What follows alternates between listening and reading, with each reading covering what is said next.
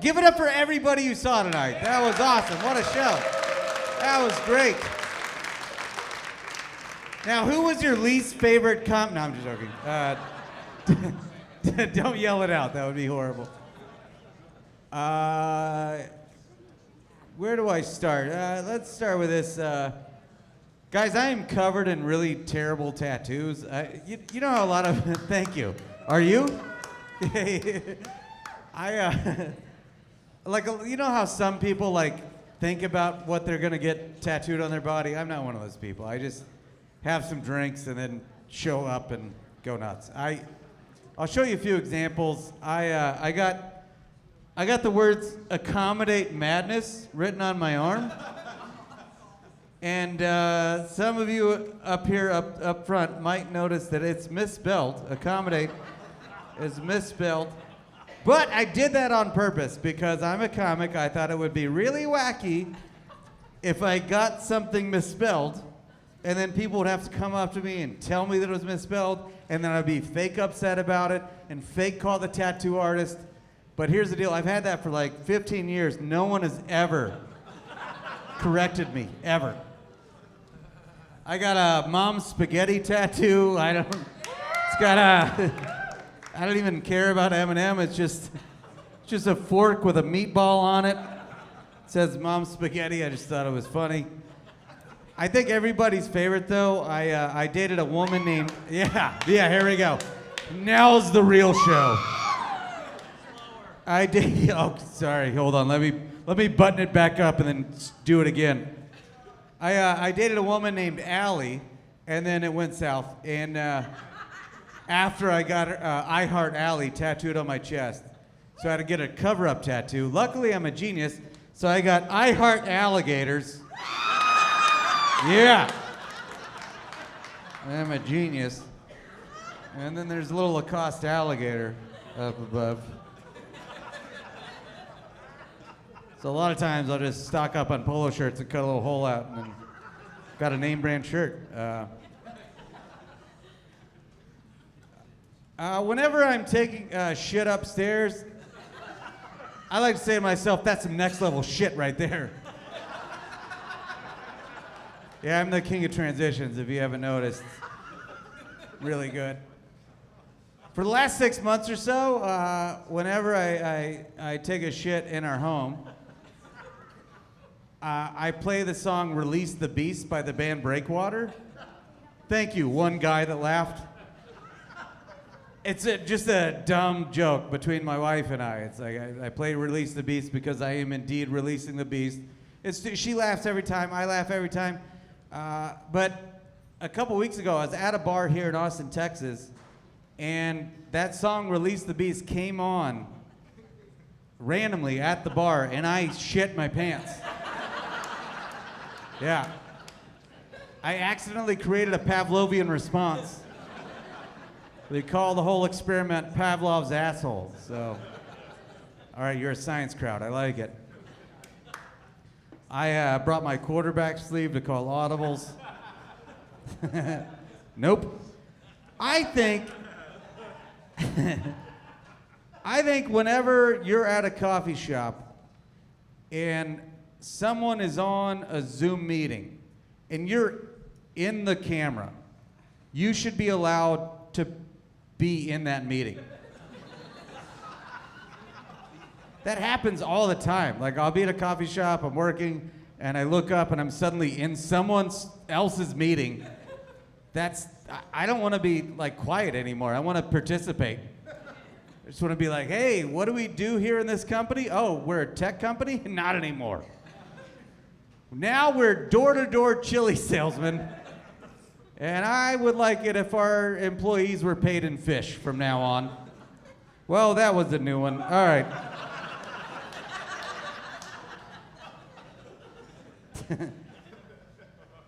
I don't know if you guys have heard this, but some people say that if after someone dies, if you see a cardinal or a butterfly, that's that person's spirit coming back to tell you that everything's okay. Which, that's beautiful, but it's just weird that it's like these beautiful creatures and not just like a cockroach or something. Say, I've never seen anybody be like, oh, don't step on that cockroach, that's Pap Pap. All right, that was a new one that hit a little better. I'm a bit of a gambler. Last week I got a massage right after I ate a Frito pie. Yeah, that's a clever fart joke. I went to the Alamo recently, and they have the soldiers' uniforms on display, and they are tiny. Holy cow, they're so small. That must have been the cutest battle ever. Nope, all right.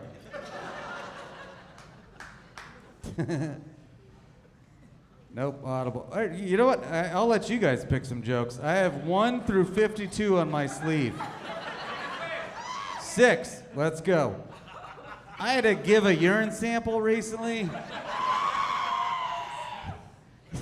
That's the correct response. Everybody loves it. If you haven't done it before, this is how I did it. You have to pee in a cup, and then you put the cup on like a little metal windowsill, and then you shut this little metal door, and then somebody on the other side takes it, and then they go nuts, you know? It's their business, whatever they do with it. I'm not here to kink shame. And I regretted after the fact. I thought of this. I was like, next time I do this, I want to have some fun, you know?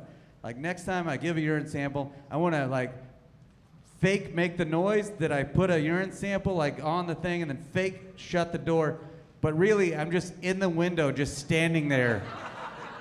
Just like, hey, you want to be best friends? Excuse me, piss father, for I have sinned. Do you like shadow puppets? There's a lot you can do there. That was a pretty good one. Thanks for calling out number 6. Anybody else? Pick a number. 14. 10 or 14. We'll do both. 10. Here we go. Whenever I walk my dog, this is the funnest prank. Whenever I walk my dog, I always carry poop bags because I'm not a monster, you know? Thank you. One clap. One single clap. I carry poop bags to pick up my dog's poop, but I also carry an extra poop bag that's clean and is just filled with unwrapped mini Snickers. And then one by one, as I wave hi to the neighbors, I just slowly pull out the mini Snickers. Because who wants to talk to your neighbors? They're not going to talk to you after that. Okay, that was fine. 14. I don't like 14. Somebody else. Where do we go? 22. Yeah. Here's a winner. This happened 2 weeks ago. A couple weeks ago, I was on a flight, and the pilot came over the loudspeaker, and he was like, this is your pilot speaking. We're about to touch down, and it's going to be a smooth landing, but who knows? And that was end of transmission. This is the craziest thing I've ever heard out of a pilot's mouth. It's like, do you care about your job? Because this seems like a job that you should really care about. And I don't know how to end that one, but that was good. Where are we going? Pick a number. 14. Well, we already did 4. God damn it. Okay, 14. It's fine. It's fine. They say that to keep a relationship like alive and well, you should keep the spark alive. But I think that's lazy, you know? Like, I don't want to just keep the spark alive. That seems like the minimal. Like, I want to keep a fire going, you know? Like, several years ago, there was a story in the news about a female astronaut that drove across America to Florida. Yeah. She's here tonight. She was wearing a diaper because she didn't even want to pull over to piss or anything. And when she got there, she beat the crap out of her ex-boyfriend's current girlfriend. And that's the kind of, that's more than a spark. That's the kind of like pure fire I want in my diaper-covered loins. All right, I fucked it up. I'm sorry. That's why I didn't want to do 14. All right, let's pick another one. 1. Ah, okay. Oldie but a goodie. I love the film Roadhouse. Yeah, the classic film, the '89 classic, not the new one. That's shit. You can't reboot perfection. If you've never seen Roadhouse, it stars Patrick Swayze in his prime, sporting the greatest mullet the world has ever known. And he goes around ripping guys' throats out. That's pretty much the whole movie. If you haven't seen it, you've now seen it. And it's a genius film. It's a really great film. My wife and I quote the film all the time around the house. And my favorite quote is, there's a scene 10 minutes, 19 seconds in. We've seen it a lot. Where a woman walks up to the bar and orders a vodka rocks, which is just straight vodka. And then a man walks up to her and says, "Hey there, vodka rocks. How's about you and me get nipple to nipple?" Yeah, that's in the movie. A bunch of executives sat around a table in Hollywood. They watched that come out of a professional actor's mouth. And they were like, that stays in the picture. That is gold. That's our Oscar moment. Now, I quote this part all the time around the house. I'm like saying, "Hey there, vodka rocks. How's about you and me get nipple to nipple around our house?" That's like saying good morning or I love you. And a few weeks back, my wife was taking a walk in the neighborhood. I happened to drive by her. And I pull over and I yell out the window, "Hey there, vodka rocks, how's about you and me get nipple to nipple?" I say this to her so often, she just got in the car, didn't even react. And we carry on about our day. And then later that day, she starts cracking up and I'm like, "What's so funny?" And she was like, "There were other people around when I got in the car. They think that line worked on me." And I was like, "That's awesome." And we're divorced now. All right. What's next? What do we got? 67 and 11. 67. I said 1 through 52, but sure. It was, yeah, okay, again, I said 1 to, okay. We're okay, 11. Here we go. This is my favorite part of the show. This is when I go around the room and I ask everybody what your favorite genre of porn is. So we'll start with, we'll start with me, cake farts. Anybody, you don't know what cake farts are? Wow, you are missing. There is someone here that knows what cake farts are? No one? You guys are fucking liars. I knew it. There we go.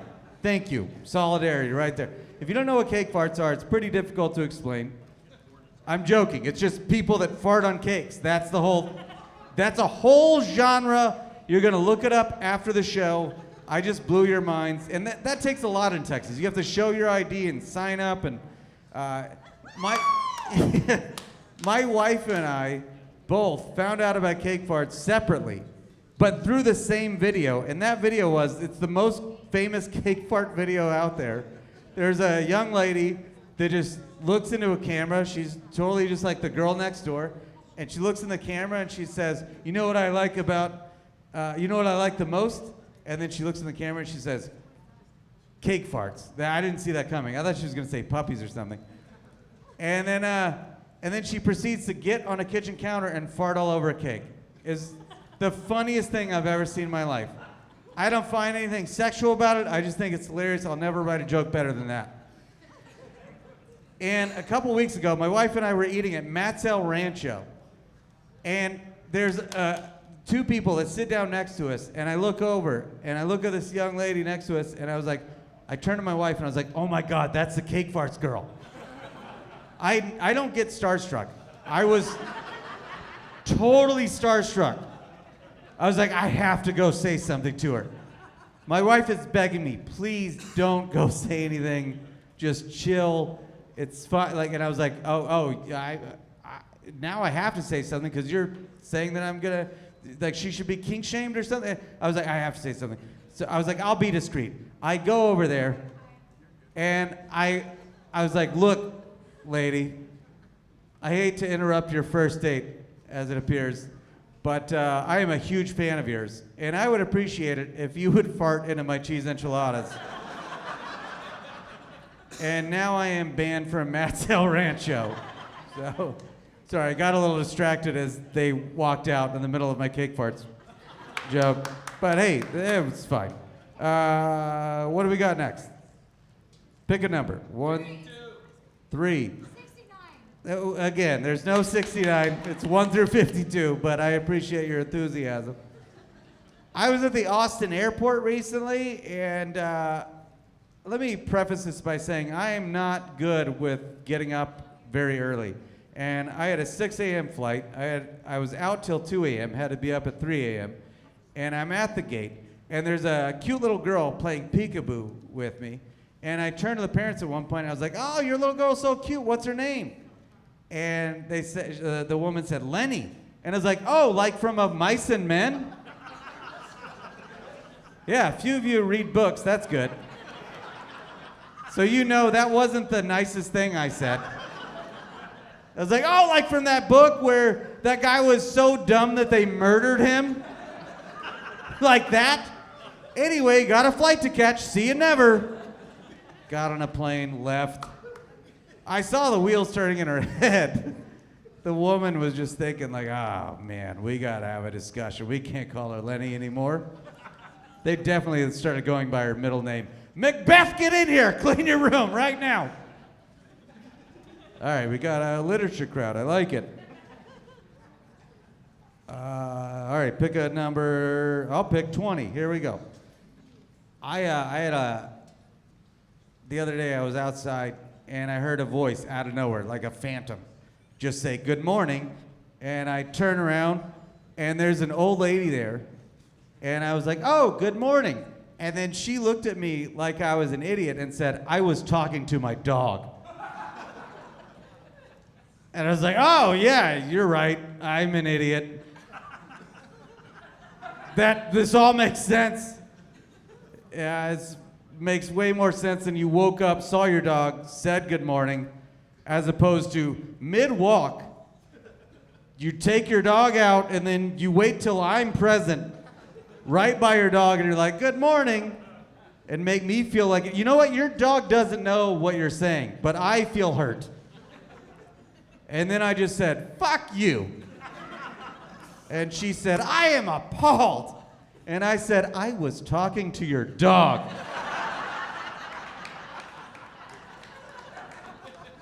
All right, I wrote that today. That's good. What's that? 52. What do we got? Okay. I have always wanted to throw a full-size giant burrito with all the fixings right at a stranger's face. Just close your eyes for a second. Picture a stranger or somebody you hate. Picture a full burrito in your hand, arm cocked back, and then just zipping that right at that stranger's face. Very satisfying. I think about this every day, which is weird. And I've never done it. And I was wondering, why have I not done this? And I realized I don't want to waste a full burrito on a stranger. All right, I'm going to abandon that one. Sorry. I also wrote that one today. All right. 42. 32, 42. Okay. Wait, what did I say? 42, 32. Where's 32? Jesus Christ. Yeah, it doesn't matter. I could just lie to you guys. I always carry a Sharpie on me, and here's why. Whenever someone's got their baby in a stroller and they're taking a little walk, if they look the other way, I draw a dick and balls on the baby's forehead. It's a win-win for everyone, really, because everybody's laughing and pointing at the baby. The parents are thinking like, oh, everybody loves my baby. Yeah. And yeah, that's it for that one. Okay. 32 or 52? Okay. Nope. Okay. Oh, I was working this event. I was emceeing for 14 hours straight. It was this music festival, really fun, but kind of grueling. And at one point, I had like one 10-minute break in the day. And I go to sit down at this table. I just want silence and to eat a sandwich. And then this stranger shows up out of nowhere. He's wasted. I've never met this guy before. And I'm not looking at him, no eye contact. I don't want to talk to him. But he just proceeds to launch in, and his opening line is, "Well, my gout is flaring up." It was the craziest thing. I don't look at him. I just, that was him. I don't want to give him any response. And he just keeps going. And at one point he's like, "Well, it was doing better, but then I ate sausage on my birthday." And I'm so angry. I just want to eat the sandwich, have some peace. I've got 6 more minutes of my break. And eventually, I just realized this guy's not going to stop. I have to fight fire with fire. So I finally turn to the guy, make eye contact, and I say, "As bad as your gout is, you should see the blood in my diarrhea. It's not even my blood." All right. I did that once. It was gangbusters. Tonight, not so much. All right.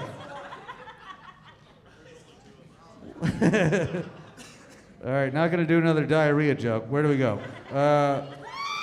27? Is that what we said? I was running around for, holy shit, here we go. Give it up for Rebecca, everybody. To get some quick redemption, I'll do a one-liner. Okay. I'll get a little bit of redemption. Hey, do you guys think that butterflies have tattoos of annoying drunk women on the lowers of their thorax? That's it for me. You guys ready? We got the results. All right, guys. One more time. Give it up for all the comics you saw tonight. Give it up for the wait staff. Everybody did great. It was a fun show. And as I